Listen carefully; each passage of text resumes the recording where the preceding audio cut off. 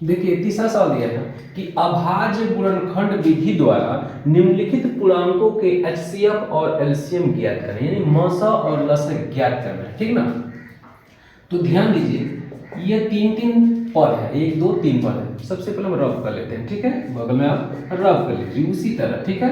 12 का हम खंडन करेंगे, 2 6 का 12, 2 3 6, 3 एकम 3, ठीक है। तो इसका खंडन कितना हुआ, 12 का कितना हुआ, 2 गुणे 2 गुणे 3, 2 दूना 4 3 12। उसी तरह 15 का, ठीक है, अगर चाहते तो क्या हो 3 5 15 कर देते। उसी तरह 21 का 3 गुणे 7 कर देते। लेकिन रफ है, आप रफ लगाते जाएंगे तो ऐसे हैबिट बनता जाएगा, क्योंकि ये छोटी संख्या है, बड़ी संख्या आ जाने पर, ठीक है, रफ करना पड़ेगा। 3 7 21, 7 एकम 7 हो जाएगा।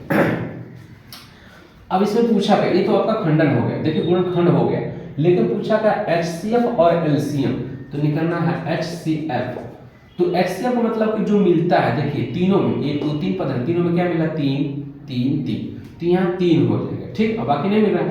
अब एलसीएम लिखेंगे, एलसीएम का मतलब होता है जो मिलता है वो और जो नहीं मिलता है वो सभी पद, बस।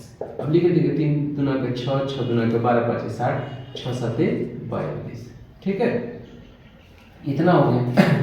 दूसरा सवाल दिया है 17 23 29। देखिए तो कोई किसी संख्या से नहीं कटेगा, तो इसको हम 17 का क्या करते हैं 1 गुणे 17 कर दीजिए, 23 को क्या कर सकते हैं 1 गुणे 23 कर दीजिए, 29 को भी क्या कर सकते हैं 1 गुणे 29, क्योंकि किसी पहाड़ा में है नहीं। तो एचसीएफ 1 हो गया, सब में मिला है। एलसीएम 17 23 29, भाई 1 लिखेंगे तो 1 तो गुणा करने को उतना हो जाएगा। अब इसका गुणा कर लीजिए, रखना 17 और 23 के पहले 3 7 21, 3 एकम 3 2 5, 2 7 14, ठीक है, 2 एकम 2 3, 1 9 3, 391 बचा 29, 29 का भी गुणा कर दीजिए, 9 एकम 9, 9 81, ठीक है, और 9 3 27 और 27 8, 35 हो जाएगा, ठीक है। 2 एकम 2, 2 9 18, 2 9 18, 2 3 6 7, 9 2 1 3, 8 5 13, 7 3 10 11, 11 33 9, यानी 11 33 9, ठीक है। ये हमारा आंसर हो गया, ठीक, यानी लसा हो गया। अब इसमें क्या है 8 है, 9 है, 25 है।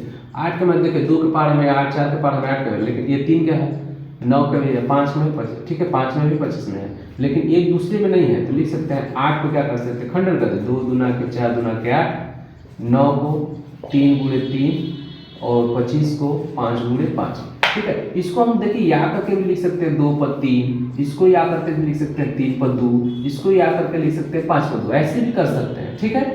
एचसीएफ अब बताइए कोई एक दूसरा मिला है, नहीं मिला तो 1 लिखेंगे। एलसीएम, एलसीएम में क्या होगा 100, 2 गुणे 2 गुणे 2, 3 गुणे 3, 5 गुणे 5, ठीक है, 2 दूना 4 दूना 8, 8 3 के 24, 24 3 48, नहीं 24 के 72 ना, 24 के 72, 72 में 50 25 का गुणा कर दीजिए, ठीक ना, 5 दूना के 10, 5 7 35 36, 2 दूना के 4, 2 7 14, 0 6 4 10, 4 3 7 1 1, 1800 हो जाएगा, ठीक है। यही हमारा आंसर हो गया, ठीक है।